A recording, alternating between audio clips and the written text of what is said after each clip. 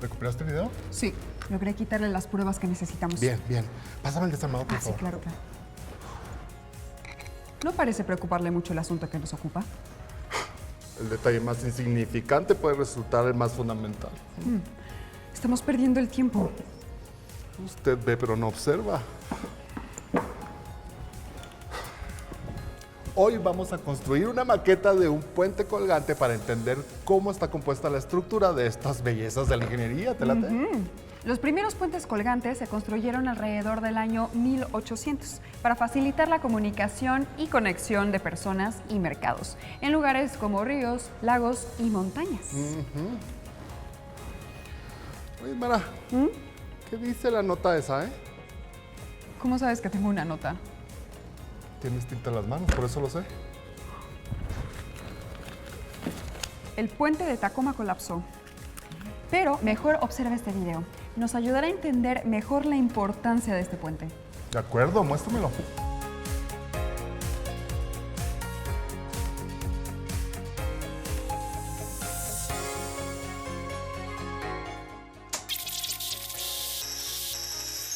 Los primeros puentes colgantes, como los conocemos en nuestros días, comienzan su historia a principios del siglo XIX. Un puente colgante es aquel cuya plataforma pende por debajo de los cables de suspensión mediante tirantes verticales. Esta estructura surge como una solución económica respecto a los puentes de arco de piedra que habían dominado durante varios siglos. Con un material más ligero y accesible, los ingenieros de la época se retaron a sí mismos y echaron mano de las fuerzas físicas como la compresión, la tracción y la flexión para distribuirlas en la estructura de un puente. La interacción de estas fuerzas permite que puentes como el del Estrecho de Akashi en Japón, el más largo del mundo con una extensión de más de 3.900 metros, se sostenga en pie y soporte su propio peso, el de autos, camiones y personas. La primera de estas fuerzas es la de la gravedad, que se apoya en los pilares de las columnas que soportan la presión ejercida por el peso del tablero y todo lo que pase sobre él. Esto es posible por los tirantes o tensores, los cuales distribuyen el peso y transfieren las cargas a las columnas, además de soportar las fuerzas de flexión y tracción. La fuerza de flexión ejerce dos fuerzas en sentidos opuestos y la de tracción ejerce dos fuerzas hacia el mismo punto. El reto de la ingeniería con estos puentes es encontrar el balance entre todas estas fuerzas. Además, enfrentar factores externos como el viento, el agua, los sismos y una buena combinación de materiales ligeros pero resistentes. Uno de los primeros puentes colgantes fue el de Clifton, en Inglaterra, inaugurado en 1864. Y a ese le siguen una larga lista como el puente Golden Gate en San Francisco y el de Brooklyn en Nueva York, ambos en Estados Unidos, así como el puente Millau de Francia, el puente Bósforo en Turquía, entre muchos más. El puente de Tacoma es el más icónico de todos, debido a las lecciones que dejaron su construcción, caída y reconstrucción a mediados del siglo XX. No existe una combinación de sucesos que la inteligencia del hombre o la mujer no sea capaz de explicar, ¿no? Revisaré los cálculos de la estructura del puente. Veamos. Las dos torres del puente colgante tienen una separación de 60 metros y una altura de 20 metros. Si el puntal más corto con respecto al tablero o carretera es de 5 metros, determina la altura de un puntal que se encuentra a 15 metros del centro del puente. Pasamos el modelo del puente a un plano cartesiano, donde el vértice sea la mitad del puente para Y, mientras que X sea la carretera, obteniendo justo ahí un vértice de 0,0. Otro punto de esta parábola es el puntal más bajo, así que su coordenada es de 0,5. Un dato más es el punto de intersección entre el punto más alto de la torre y el cable del puente. El vértice de esa coordenada es de 30,20. A esos datos agrega el vértice del puntal que se encuentra a 15 metros del centro del puente, que es 15,L. Sabemos que está a 15 metros del centro y debemos averiguar su altura. Utilizando la ecuación de la parábola tenemos x menos h al cuadrado es igual a 4p por y menos h. Ahora basta con sustituir los datos que tenemos. Los valores h y k son los del vértice. Esto es 0,5. La ecuación queda así. X al cuadrado es igual a 4p por y menos 5. Seguimos reemplazando los datos. Sabemos que x vale 30 y y vale 20. En consecuencia, tenemos 30 al cuadrado es igual a 4p por 20 menos 5. Para simplificarlo, como 900 entre 60 es igual a 15, este es el valor de p. Entonces, la ecuación resuelta es x al cuadrado es igual a 60 por y menos 5. Para terminar con este ejercicio, falta encontrar el valor de la altura del puntal que está a 15 metros del centro del puente. Pero antes, me gustaría escuchar a nuestro invitado de hoy. Vamos. Estamos con Manuel Carías, quien es ingeniero civil por parte de la Universidad Nacional Autónoma de México. Manuel, ¿cómo estás? Hola, muy buenos días, muy bien, gracias. Un gusto tenerte a ti. Mi primera pregunta es, ¿cómo se define un puente colgante y qué diferencias tendría con respecto a otro tipo de puentes? Bueno, mira, un puente colgante, como su nombre lo dice, es que cuelga de unos cables principales la zona útil, que se llama la plataforma, cuelga de unos cables verticales que se llaman péndolas. Entonces, el cable principal tiene una forma, como les voy a mostrar en si ustedes cuelgan una agujeta, un cordón, lo que sea, tiene esta forma, de ahí los cablecitos y de ahí abajo cuelga la plataforma, que es la zona útil, lo que vamos a usar para pasar personas, coches, etcétera, lo que sea. La diferencia con otros puentes es básicamente esa, que tiene este elemento flexible, que es el cable del cual cuelga la plataforma. La mayoría de los puentes convencionales son rígidos, son duros y pesados. Estos son puentes ligeros. Ingeniero, estamos hablando de la diferencia entre los puentes colgantes y otro tipo de puentes. Cuando hablamos de los diferentes tipos de puentes que existen en la ingeniería y que se construyen en las ciudades o en los pueblos, ¿cuál es el sustento matemático detrás del diseño de estos puentes?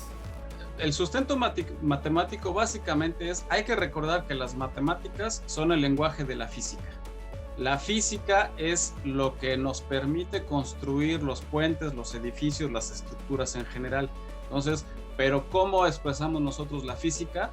Pues a través de las matemáticas. Y entonces, las ecuaciones de las leyes de Newton, de las tres leyes de Newton que ya todos conocen, en cuanto a la fuerza igual a masa por aceleración, todo cuerpo permanece constante a menos que una fuerza cambie su estado original de movimiento de reposo, o que a toda acción corresponde una reacción de igual magnitud, pero en sentido contrario. Bueno, todo eso lo expresamos a través de matemáticas, y esas leyes de Newton son las que nos permiten mantener estable una estructura, ya sea un puente, un edificio, pero tenemos que calcular las cargas que van a actuar sobre esa estructura, cargas vivas, que son el elemento, los coches, las personas que van a utilizar el edificio, las cargas muertas, que son las cargas permanentes, que es el peso propio de la estructura, del edificio, etcétera. Entonces, todo eso nos va a conducir a reacciones. Todas esas son fuerzas, son acciones que se van a producir en reacciones, y estas reacciones van a terminar finalmente en el terreno.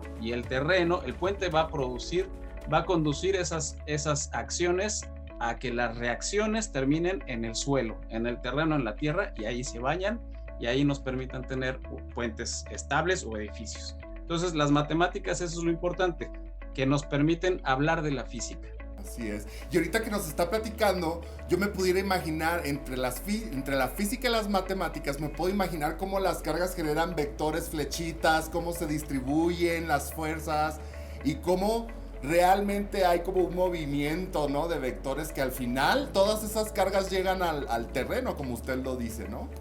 Es correcto, son vectores y son flujos de cargas, tal cual, son flujos de cargas. Hay, por ejemplo, un elemento en las cargas que nosotros llamamos en ingeniería, que son los cortantes, que son finalmente las fuerzas que, entre otras, nos producirían que una estructura se rompiera.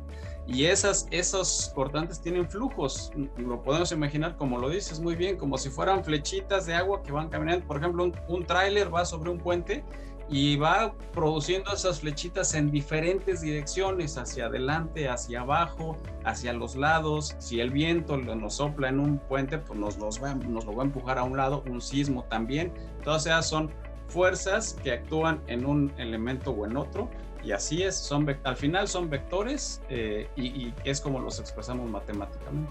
Ingeniero, en sentido amplio, ¿cuál es la importancia de los puentes colgantes en la era moderna?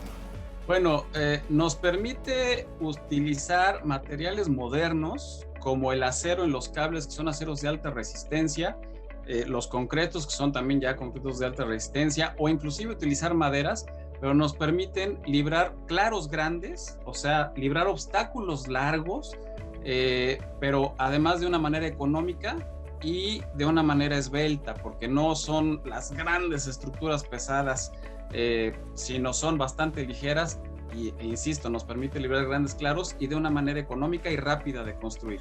Ingeniero, ¿cuál nos podría decir que es el principal reto que se enfrentan los ingenieros en la construcción de este tipo de puentes?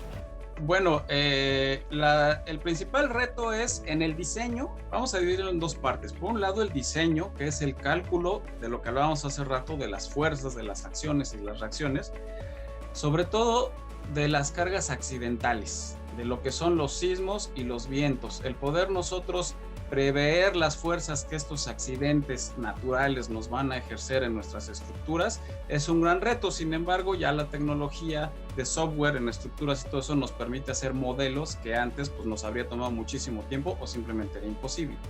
Eso en el diseño. Y en la construcción, bueno, pues también a veces eso dependerá del sitio. Hay sitios muy complicados como grandes valles o grandes cañones, en donde, bueno, sí se necesita tener una planeación muy específica y equipos también muy modernos para poder con precisión lanzar los materiales de un lado al otro e irlos colocando, insisto, con precisión en su lugar para que la construcción refleje el diseño, porque no nos va a funcionar bien si a la hora de construirlo nos queda chueco y no representa el diseño que originalmente se pensó. Claro, me imagino que como piececillas los ingenieros deben de estar haciéndolo como por etapas para poder construirlo y eso genera un gran reto, ¿no? Es correcto, y los lugares a veces son bastante inaccesibles. Exactamente. Ingeniero, es muy interesante lo que nos platica, lo quiero invitar a que continúe con nosotros en el programa y regresamos con usted en unos minutos. Claro que sí, con mucho gusto. Continuamos con las aventuras de Dimara y Ernesto en el programa.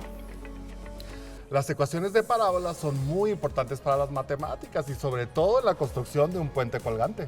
La parábola en este tipo de construcciones permite distribuir la carga correctamente y mantener el puente estable y seguro. Elemental, mi querida Watson. Ahora es momento de despejar la segunda incógnita de nuestro problema. ¿Estás lista? Listísima. Muy Nos bien. falta determinar la altura de un puntal que se encuentra a 15 metros del centro del puente. Entonces la fórmula es la misma. X al cuadrado es igual a 4 por PY. Muy bien. Y sustituyendo los valores, nosotros sabemos que el valor de X es igual a 15. El de P es 15. También. Y vamos a sustituir Y por L menos 5. Entonces vamos a tener 15 al cuadrado, 225, es igual a 4 por 15, 60. Y en lugar de Y vamos a poner L menos 5. Muy bien. Ahora, el problema, como dijimos, pues consiste en encontrar el valor de L. Básicamente tenemos que despejar L de esta ecuación. Lo más fácil es pasar este dividiendo. Entonces vamos a tener 225 entre 60 es igual a L menos 5. Ahora, 225 entre 60 es 3.75. Si se fijan, realmente ahora esta es nuestra ecuación y es muy fácil de ahí determinar el valor de L. Solamente para despejar L tenemos que pasar este 5 restando, lo pasamos sumando. Por lo tanto, nuestro valor de L finalmente es 3.75 más 5, 8.75.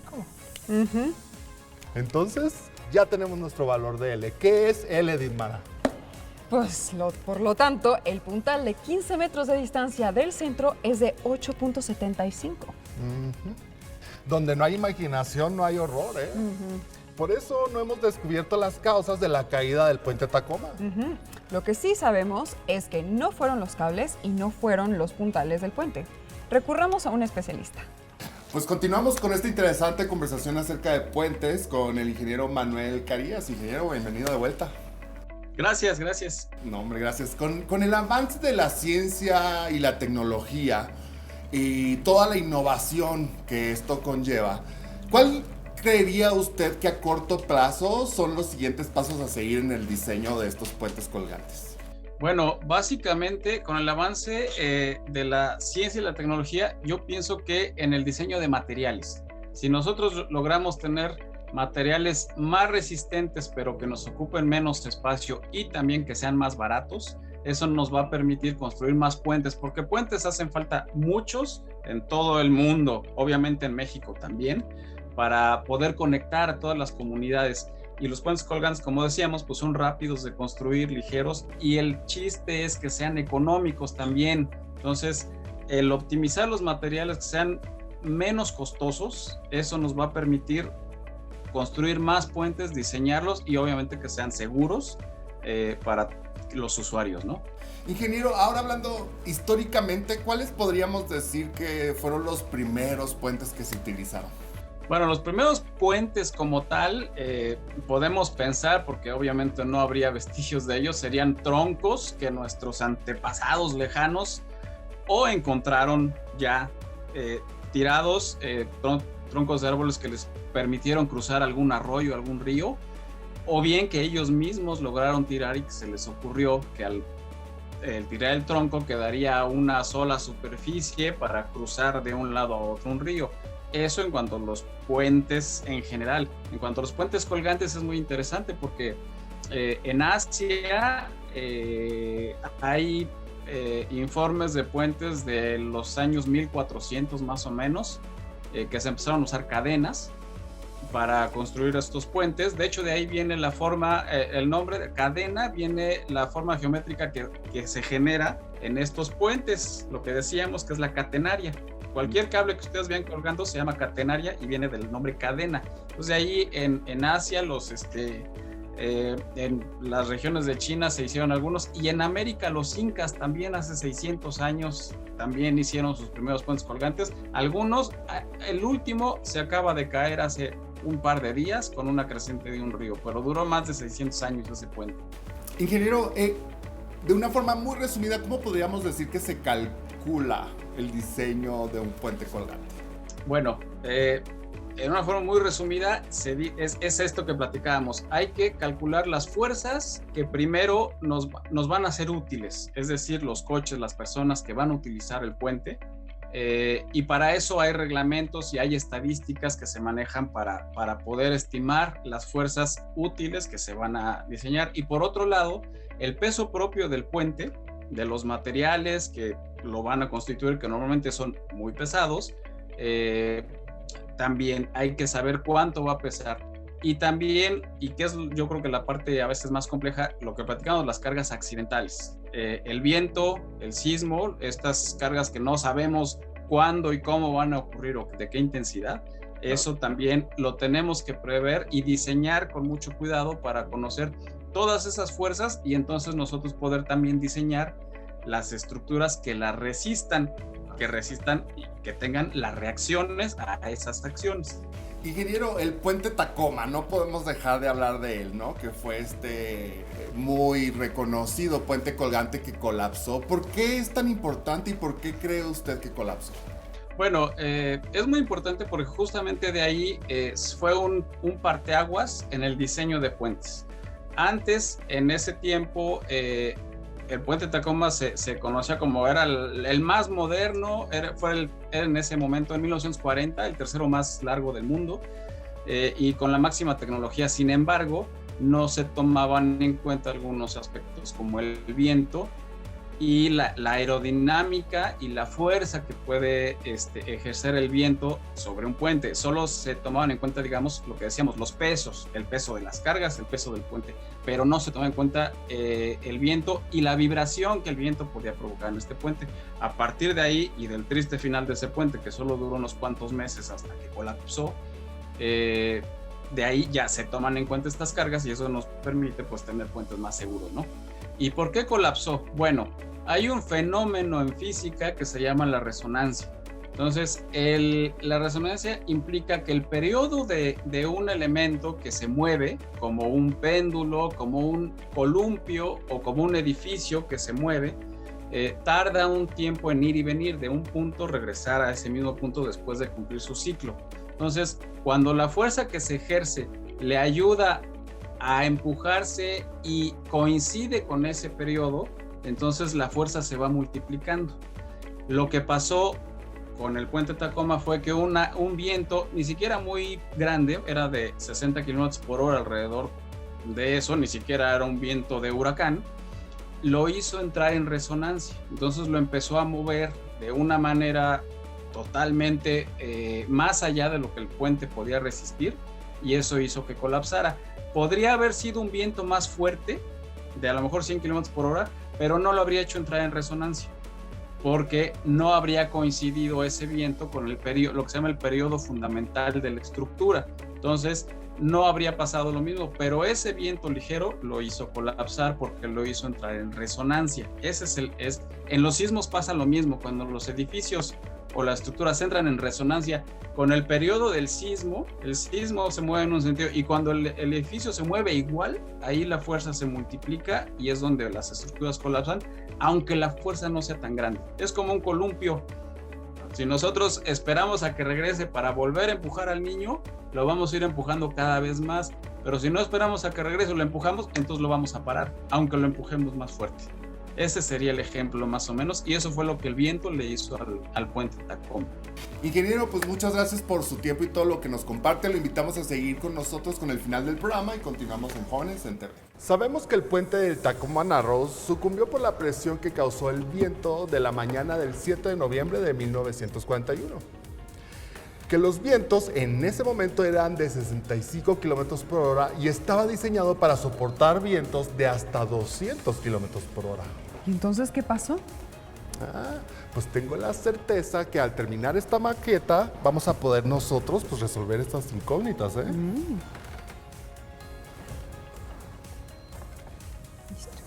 Creo que llegó el momento de colocar los cables principales. Este paso es de suma importancia, ya que ahí se deposita toda la fuerza de tracción y por eso debe quedar lo más tirante posible. ¿Listo? Listo.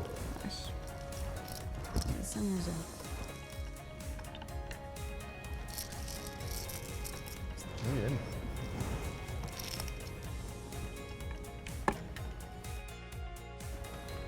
Ahora comenzaremos con los tirantes de nuestro puente. El reto de nuestra parte es unir con ella los eslabones de la cadena en forma vertical a la altura de los barrotillos. Cuida de no deformar la cadena con tirones muy fuertes, o bien dejar el tirante bastante flojo o en diagonal. Debe ser vertical. ¿Listo? Listo.